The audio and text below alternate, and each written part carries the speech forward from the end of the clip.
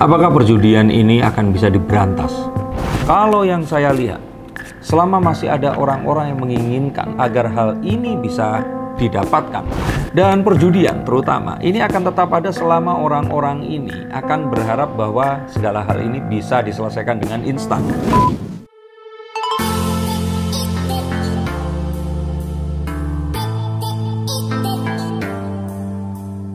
Apakah perjudian ini akan bisa diberantas? Apakah apa yang kalian inginkan ini hanyalah sebuah pepesan kosong belaka yang tidak akan pernah tercapai? Sama seperti kita berharap kejahatan dimusnahkan dari muka bumi. Akankah ini akan terjadi? Yuk kita akan lihat menggunakan kartu-kartu saya. Kalau yang saya lihat, selama masih ada orang-orang yang menginginkan agar hal ini bisa didapatkan, maka penyedia layanan ini pasti masih akan tetap ada.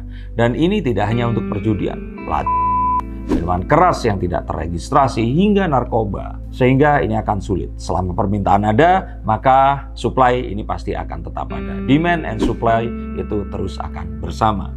Dan perjudian terutama ini akan tetap ada selama orang-orang ini akan berharap bahwa segala hal ini bisa diselesaikan dengan instan. Mereka ini nggak mau bekerja dengan keras, belajar dari masa lalu. Mereka inginnya semuanya ini bisa diselesaikan dengan mudah. Dan rasa penasaran inilah yang terus kemudian membuat perjudian ini marak di mana-mana. Sama seperti saat Hawa dilarang untuk memetik buah itu, buah terlarang, dan dia tetap memetiknya. Padahal dia sudah mendapatkan semua hal yang dia ingin dapatkan di surga dan Taman Firdaus sana. Dan ini akan terus ada. Paling tidak jika dahulu perjudian itu ditunjukkan secara gamblang, maka sekarang perjudian ini ditutup-tutupi. Semua ini disembunyikan dalam bentuk games, dalam bentuk pertandingan olahraga atau hal yang lainnya. Akan berbeda jika ternyata usia kalian 40 tahunan ke atas, pasti ingat ada SDSB atau Porkas.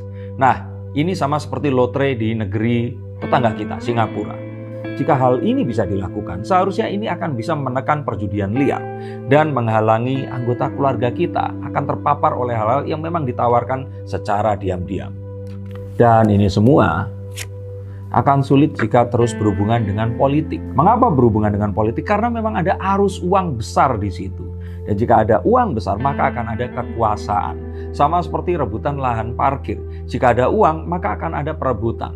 Jangankan itu, bisnis saja seperti itu. Kalian mencoba berjualan makanan di satu tempat. Jika ternyata di situ ramai, orang akan berjualan di sebelah kalian. Dan jika itu saja sudah terjadi, maka mereka tidak akan berhenti di situ. Kalau bisa, mereka akan menutup usaha kalian agar mereka bisa menjadi monopoli dari penyedia makanan yang diinginkan oleh orang-orang setempat. Dan jika kalian berpikir bahwa, wah, berarti di sini itu orang yang berjudi itu orang yang jahat dan orang yang berantas perjudian itu orang yang baik. Tidak semudah itu, Ferguson. Dalam kehidupan nyata, hal yang abu-abu malah lebih sering terjadi. Orang selalu menganggap bahwa orang yang berjudi ini adalah orang-orang yang jahat. Padahal ini menyentuh ke orang-orang yang kita bahkan tidak pernah sadari. Mungkin saja mereka adalah tetangga kita yang terlihat santun, memiliki pekerjaan yang tetap, dan rajin beribadah. Tetapi itulah sulitnya di zaman sekarang ini. Segala sesuatu bisa masuk ke relung kehidupan pribadi dari setiap manusia. Dan yang lebih luar biasa lagi adalah bagaimana perjudian ini bisa ditransformasikan keuntungannya, uangnya ini tadi, menjadi bisnis yang bersih yang selama ini ternyata ada di depan mata kita. Loh, kok bisa seperti itu, Mas Darko? Tentu saja orang yang mendapatkan uang dari perjudian ini perlu untuk memigrasikan uangnya, mencuci uangnya, karena uangnya yang masuk ini nggak mungkin akan bisa dipergunakan secara langsung. Uangnya perlu untuk dipindahkan dulu ke beberapa tempat hingga kembali lagi, dan kita akan baru bisa menikmati uang itu tadi. Nah, lalu bagaimana caranya? Tentu saja dengan cara membuat sebuah usaha yang terlihat ini usahanya berhasil, menghasilkan uang yang besar, legitimate di bawah undang-undang, bahkan juga membayar pajak. Maka jika kalian penasaran tentang cuci uang dalam perjudian, kebayang jika ternyata ada satu kasino menghasilkan uang misalkan 10 miliar dalam sehari, maka 10 miliar itu harus dicuci.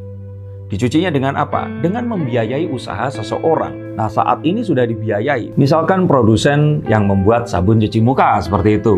Nah, uangnya ini kirimkan sebagai modal. Kemudian sabun cuci mukanya ini tadi itu dipasarkan ke masyarakat. Nah, jika sabunnya ini tadi sudah dibeli, maka uangnya akan masuk kembali dan uangnya sudah bersih karena sudah melewati uang dirubah menjadi produk dan terus kemudian kembali menjadi uang. Nah, tapi jika ternyata bisnis itu adalah bisnis karbitan seperti ini, apakah mungkin bisnis ini akan sustain atau selama-lamanya? Tentu saja ini tetap bisa diakali.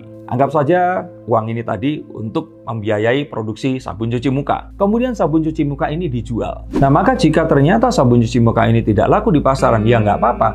Berapapun uang yang kembali, ini masih akan tetap jadi sebuah keuntungan. Dan jika tidak, bisnis ini bisa diputarkan menjadi bisnis yang lainnya. Dengan cara apa? Si pemilik sabun cuci muka ini tadi akan di-branding menjadi seorang pengusaha yang sukses, yang terlihat memiliki omset yang besar sekali, dan sukses memiliki properti dan mobil mewah, maka dia akan legitimate menjadi seorang bisnismen yang memiliki pemasukan yang besar. Nah, uangnya tinggal dimainkan dengan misalkan membeli mobil dari satu orang, terus kemudian mobilnya ini tadi dikembalikan lagi, atau membeli barang seni yang kita tidak bisa takar berapa standar harganya. Maka akan selalu ada cara untuk mencuci uang dari sesuatu yang haram menjadi sesuatu yang halal dan terus kemudian kembali lagi untuk bisa dipergunakan secara bebas. Dan praktik seperti ini terjadi di mana-mana di seluruh dunia. Bahkan tidak hanya produsen barang-barang sehari-hari. Mereka juga mendanai pembuatan film layar lebar, mungkin pembukaan pertambangan, atau hal-hal yang lainnya di mana ada cash flow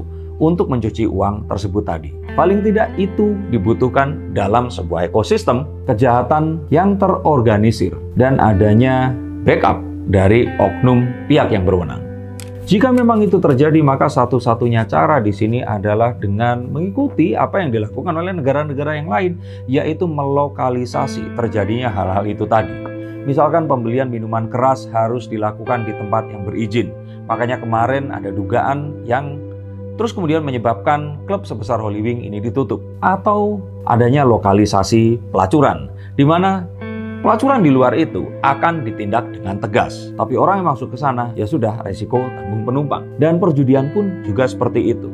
Pernah ada sebuah gosip yang mengatakan bahwa dahulu sempat ingin dibangun kasino di Batam. Tapi akhirnya karena pemerintah dari Singapura ini tidak menyukai hal tersebut, kemudian mereka meng-approach pemerintahan kala itu dan akhirnya dibatalkan pendirian kasino yang rencananya akan dibangun di Pulau Batam itu tadi. Ini mungkin saja adalah cerita isapan jempol.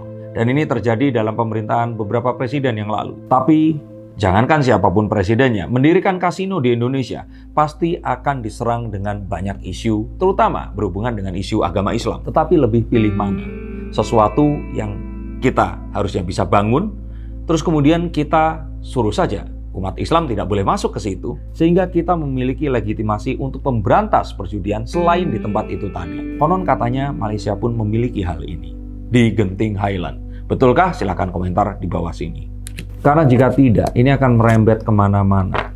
Dan kita tinggal tunggu waktu sampai oknum-oknum ini akan membackingi mereka.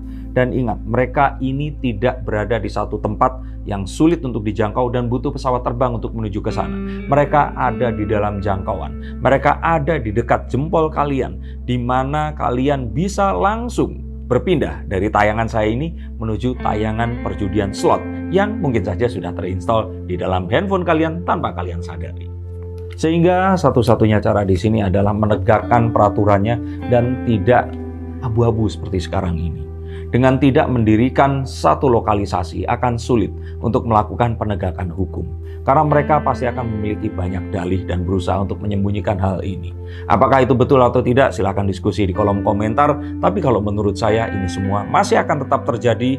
Apakah ini dalam versi Kaisar Sambo atau yang lainnya?